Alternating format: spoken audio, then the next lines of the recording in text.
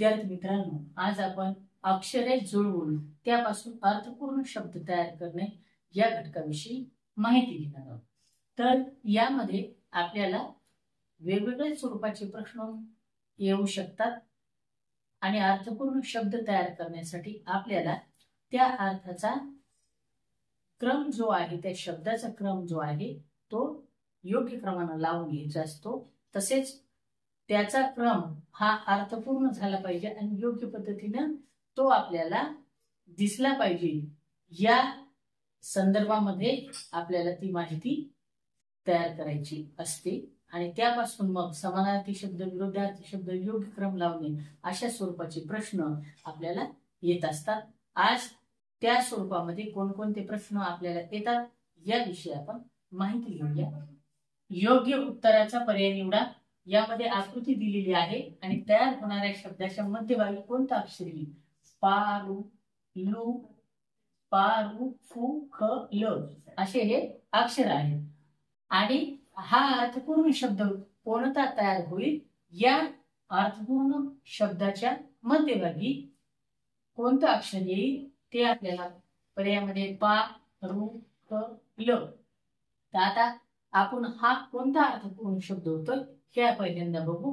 तर यापासून आपल्याला फु, ल, पा, ख, रु असे म्हणजे यापासून जो तयार झालेला शब्द आहे तो आहे फुलपाखरू। फुलपाखरू या शब्दामध्ये एकूण 5 अक्षर आहेत। तर तिसऱ्या क्रमांकावर येणारे जे अक्षर आहे ते आहे पा, म्हणजे फुल पाखरू। यामध्ये पा हे अक्षर हे तिसऱ्या क्रमांकावर येत आहे, म्हणून तयार होणाऱ्या जो फुलपाखरू शब्द त्याच्या मध्यभागी येणारे जे अक्षर आहे ते आहे पा। त्यानंतर दुसरा प्रश्न आहे, अक्षरे जुळून दिलेल्या शब्दाचा समानार्थी शब्द शोधा। शब्द आहे पाणी आणि पाणी या शब्दाच्या योग्य असलेला समानार्थी शब्द आपल्याला ही अक्षर जुळून होते का ते पाहायचे।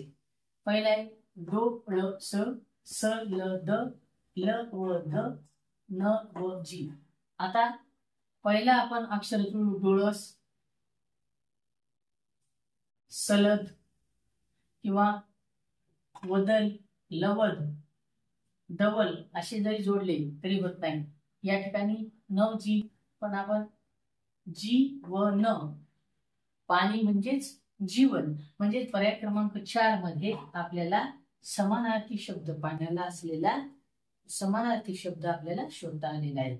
म्हणजे पर्याय क्रमांक 4 हे पाण्यासाठी जीवन हा जो शब्द आहे तो बरोबर आहे। तिसरा आहे, आकृतीत तयार होणाऱ्या अर्थपूर्ण शब्दांची कोणत्या क्रमांकाची अक्षरे वापरून दर अर्थाचा शब्द बनतो।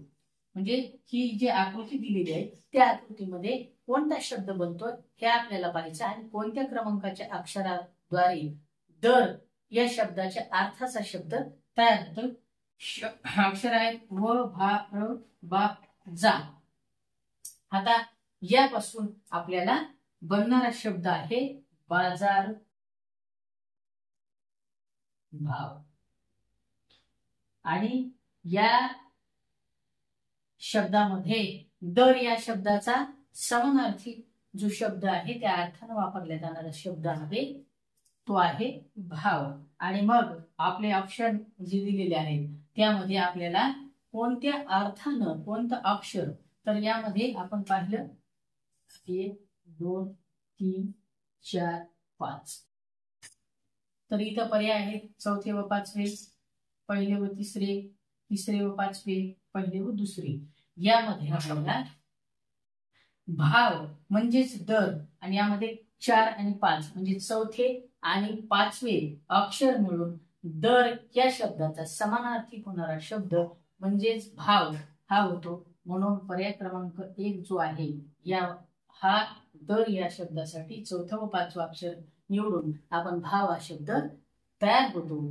अशाच पद्धतीने आपण अर्थपूर्ण शब्द तयार करताना वेगवेगळे अक्षर जोडून समानार्थी शब्द, शब्दांची निवड, तसेच शब्दाचा पर्यायी शब्द किंवा यावर आधारित विरुद्धार्थी शब्द असे सुद्धा काही प्रश्न आपल्याला येऊ शकतात त्यावर आधारित नमुना जे प्रश्न आहेत त्या प्रश्नांची आज आपण माहिती घेतली.